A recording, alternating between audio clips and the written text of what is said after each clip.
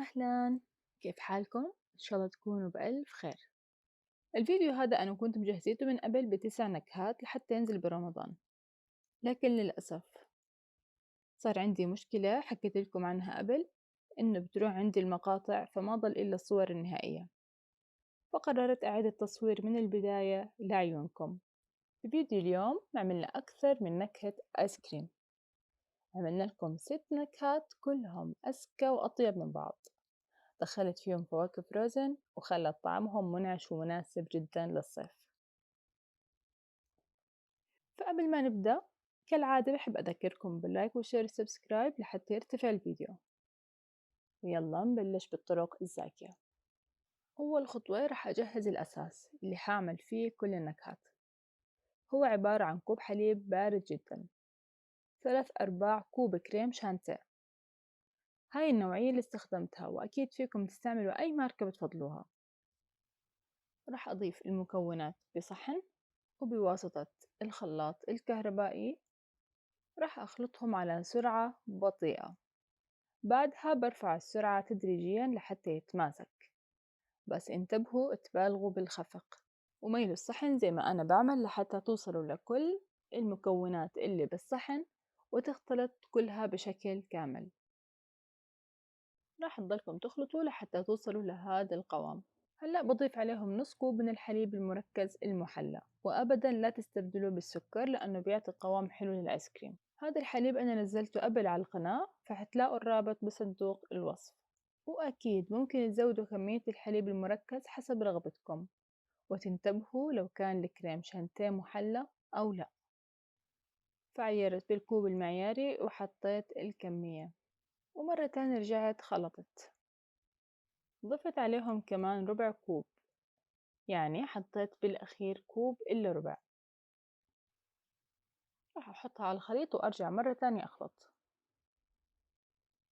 راح أضلني أخلط لحتى يندمج شوي ويصير بهذا القوام اللي انتو شايفينه. فحطيتهم بالثلاجة لحتى تفك عندي الفواكه من الثلج. فرح أحتاج لكوب بلوبيري، كوب مانجا، وكوب فراولة. بلشت بالمانجا، بس فكت شوي عملتها زي البيوريه أو هرستها يعني. استعملت الخلاط هذا اللي عندي، جدا بريح بالشغل. لو مش متوفر عندكم الخلاط ممكن تهرسوها على ايدكم.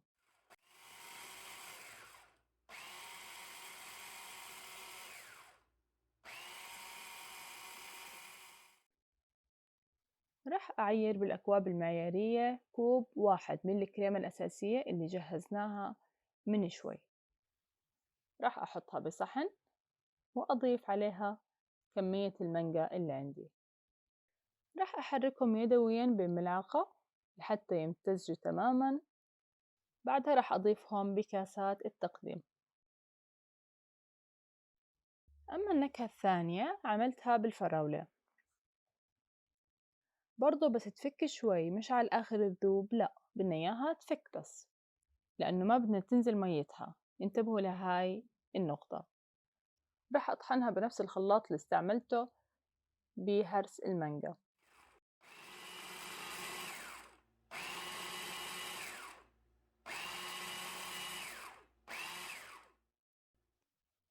راح أحطها بصحن، وكمان راح أضيف عليها كوب كريم شانتيه من اللي عملناه من شوي، نفس الطريقة اللي عملناها مع المانجا.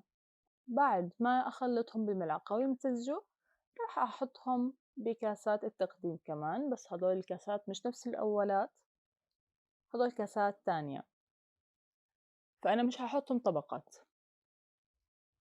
أما النكهة الثالثة عندي بلوبيري، نفس الحركات ونفس الخطوات. راح أحطها بالخلاط وراح أضيف عليها كوب من كريم شانتيه. راح أخلطهم منيح لحتى يمتزجوا. بعدها بحطهم بكاسات كمان. هلأ نعمل الطبقة الرابعة. الطبقة الرابعة راح أعملها بالأوريو. فكسرت باكيت وحطيته بصحن وضفت عليه كوب من كريمة الشانتيه. راح أخلطهم كتير منيح. راح أرجع أعيد نفس الحركات، أحطهم بكاسات. بالنسبة للزينة بتزينوهم بنفس النكهة اللي عملتوا فيها الآيس كريم. هون رح أزين بالأوريو.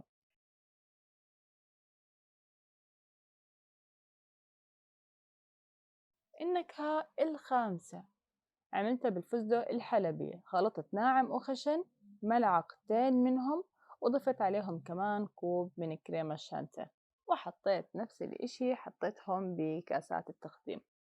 شفتوا ما أسهلها؟ يعني هون الشغل بكون بس بالكريم الشانتيه، وزينتها على الوجه بالفستق الحلبي. طبعا لا تنسوا تساووا السطح لحتى يكون أرتب بالمنظر. أما بالنسبة لآخر نكهة معي عملتها بالكاكاو، فحطيت ملعقة صغيرة من الكاكاو وضفت لها نص ملعقة من القهوة سريعة الذوبان. كتير طعمهم زاكي مع بعض، بنصحكم فيها. فخلطتهم يدويا برضه مع كوب كريمة، وخلطتهم منيح وحطيتهم برضه بكاسات التقديم. المفروض انكم حفظتوا هاي الجزئية، بحطهم بكاسات التقديم وبحط كوب من الكريمة. المرة الماضية عملت كمان بنكهة اللوتس ونكهة كريمة الحليب، فإن شاء الله بنزلكم طريقة عمل كريم الحليب. هالمرة ما عملتهم لأنه خلصت عندي الكريمة.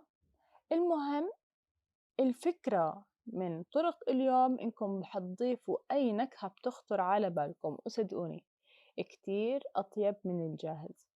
وبحب أحكي ملاحظة صغيرة بالنسبة للتفريز، لا تخلوهم 24 ساعة زي البوظة العربية، لأنه هون الكمية صغيرة وبالكوب، فصعب علينا كل كم ساعة نطلعهم ونحركهم، فبكفي كم ساعة بس مجرد يجمدوا ويتماسكوا.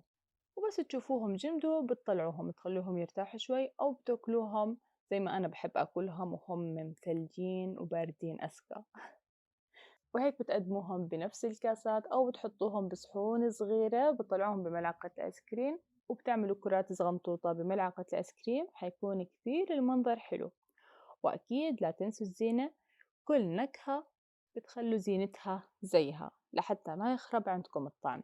وهنا يا حلوين عملنا لكم أسرع 6 وصفات للآيس كريم، وعدد الوصفات حيكون لما لا نهاية قد ما انتوا تقدروا تتفننوا بهاي الوصفات. فبتمنى يكون عجبكم الفيديو، وكالعادة أي سؤال أو استفسار عندكم سواء على هاي الوصفة أو على وصفات تانية اسألونا بالتعليقات ورح نكون جاهزين لمساعدتكم. وقبل ما أنهي رح أذكركم باللايك والشير والسبسكرايب، وبشوفكم بوصفات جاية. مع السلامة.